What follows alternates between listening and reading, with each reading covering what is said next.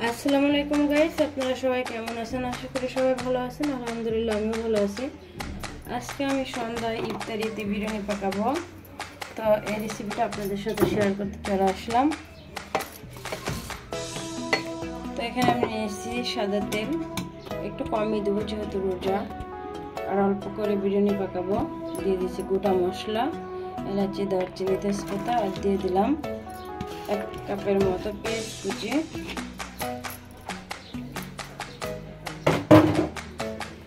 এখন দিয়ে দেবো এখানে আমি স্বাদ মতো লবণ,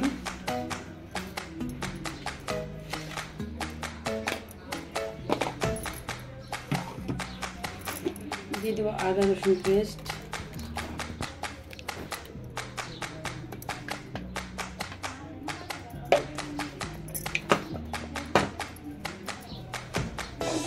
দিয়ে দেবো মরিচের গুঁড়া। আপনি ঝাল যেরকম খাইবেন ওটার উপর ডিপেন্ড করে মরিচের গুঁড়াটা অ্যাড করবেন।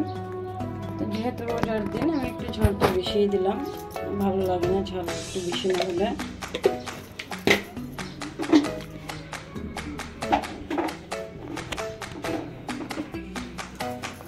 দিয়ে দেবো 1 চামচের মতো জিরা গুঁড়া,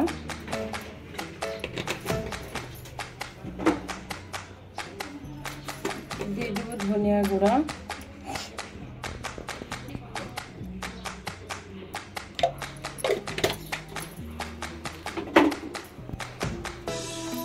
এবার যেটা দিব রাঁধুনি বিরিয়ানি মশলা।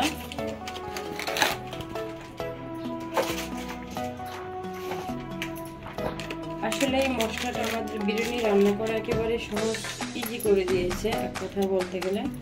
দিয়ে দিলাম বিরিয়ানি মশলাটা। এটা দিলে আপনার আর কিছুই লাগে না, মনে হয় সব কিছু দেওয়া হয়ে গেছে। এবার দিব আমি 1 চামচের মতো গুঁড়া দুধ,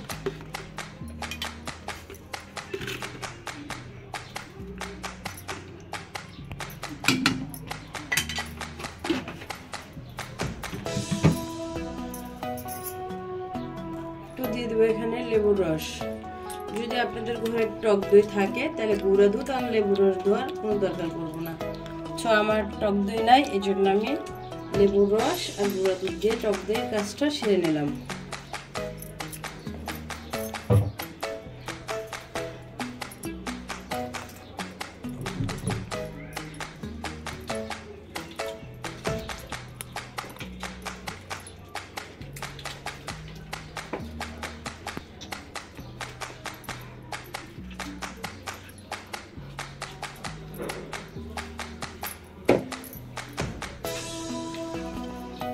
এবার আমি এখানে ধুয়ে রাখছিলাম যে গোশটা দিয়ে দিলাম। এটা আমি নিয়েছিলাম পোলট্রি মুরগি, চাইলে আপনারা যে কোনো দিয়ে করতে পারেন।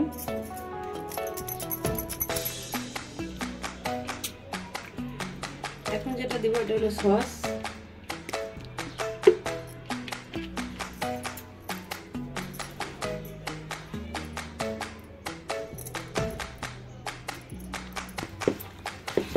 এবার আমি সবগুলো একসাথে ভালো করে মাখিয়ে নেব।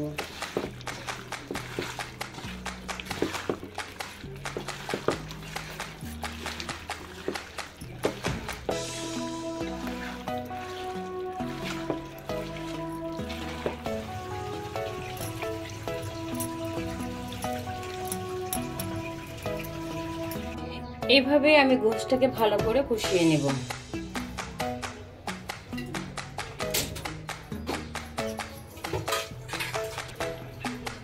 এখন এটাকে আমি ঢেকে দেব।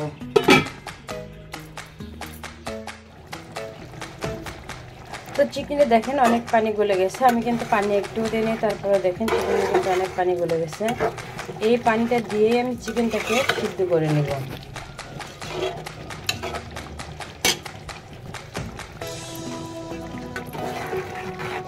এটাকে আমি আবার ঢেকে দেব। বিরিয়ানি চিকেনটা এইভাবেই বুঝবেন, যখন দেখবেন কষানোটা কীভাবে বোঝা যায়, বাট যখন দেখবেন মশলাটা একবারে ক্রিমি হয়ে গেছে আর তেলগুলা ঠিক উপরের দিকে উঠে আসে, তখনই মনে করবেন যে বিরিয়ানির গোশটা ঠিক কষানো হয়ে গেছে। এটা যদি পোলট্রি মুরগিটা বলেন তাহলে এভাবে বুঝবেন, কারণ পোলট্রি মুরগিতে কখনোই পানি দিবেন না। এমনিতেই আপনি এটা যখন মাখায় বসায় রাখবেন তখন এটা গা থেকে যে পানিটা বের হয় এটা দিয়ে চিকেনটা সিদ্ধ হয়ে যায়, আর বাকিটা আপনি যখন পোলার ভিতরে দেবেন তখনও কিন্তু এটা সিদ্ধ হয়ে যাবে। সো এই জন্য পানি কখনো অ্যাড করবেন না, তাহলে প্রপারলি আপনি একটা বিরিয়ানির স্বাদ পাবেন। আর যদি গরুর গোশত রান্না করেন ওটা তো অনেকক্ষণ সিদ্ধ করতে হয়, এটা আমরা সবাই জানি।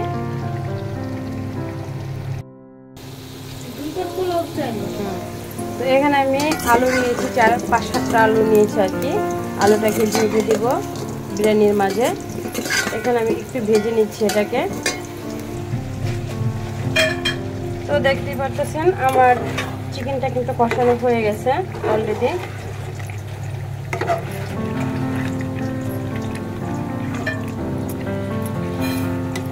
চিকেন কষানো হয়ে গেলে যদি মশলাটা কষানো হয়ে যায় তাহলে তো উপরে তেলগুলো ভেসে উঠে, আমরা সবাই বুঝি বা জানি।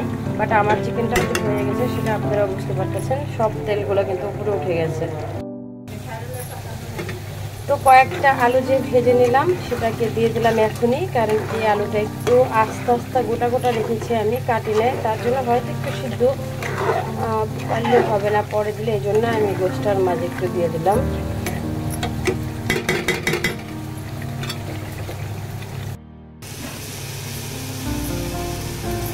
এবার আমি পোলার চালটা ভেজে নিব।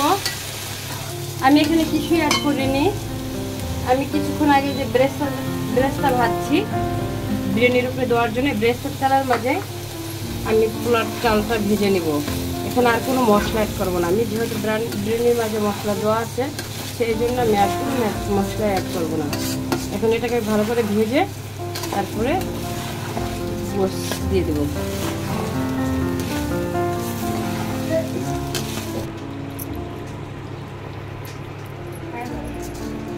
তো চালগুলো ভাজা হয়ে গেছে, এবার আমি দিয়ে দেবো চিকেনের মাঝে।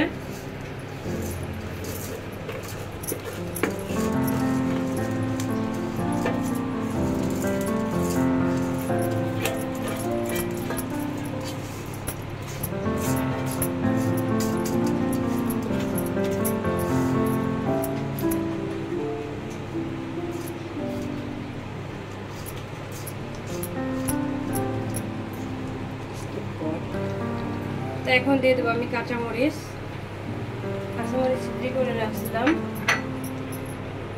আর দিয়ে দেবো স্বাদ মতো লবণ। লবণটা দেখে দেওয়া যাবে, যেহেতু লবণ টবণ বেশি হয়ে আর খেতে ভালো লাগবে না। সবগুলো আমি একসাথে মিশিয়ে নিতে হবে।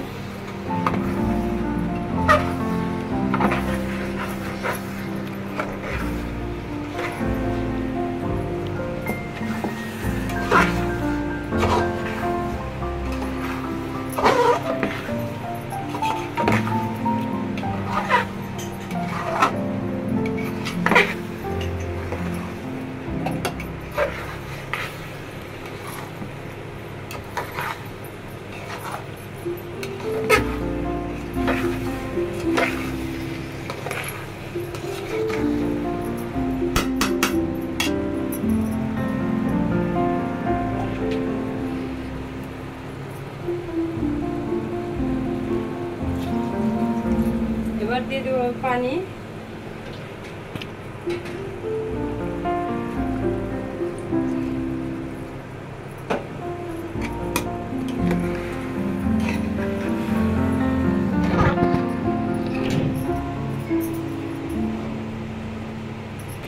এখানে আমি 2 পট চাল নিয়েছিলাম, 2 পট চালে 3 পট পানি দিয়ে দিলাম। 1 পটে 4 পট করে পানি দিবেন, এই জন্য আমি 3 পট পানি দিয়ে দিলাম। এবার ভালো করে সবগুলোকে একসাথে মিশিয়ে দেবো।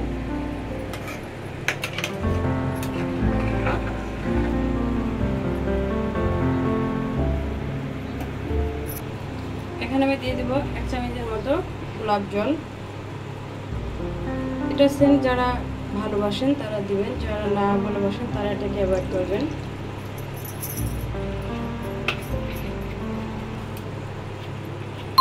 আর দিয়ে দিলাম 1 চিমটির মতো কেওড়া জল। পেয়ারা জল আর গোলাপ জল এটা দিলে এটা স্মেলটা খুব ভালো আসে, তো আমি এই জন্য দিই। চাইলে আপনারা ইউজ করবেন, আর চাইলে এটাকে ইগনোর করবেন।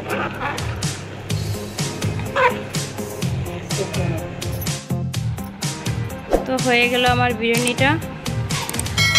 সিম্পলভাবে সিম্পল বিরিয়ানি রান্না করলাম ইফতার খোলার জন্য। আজকে কেমন হয়েছে যদি ভালো লেগে থাকে আপনারা অবশ্যই করে খাবেন। ভালো থাকবেন সবাই, 30টা রোজা রাখার যাতে আমাদের তৌফিক হয়। সবাই সবার জন্য দোয়া করি। আল্লাহ হাফেজ।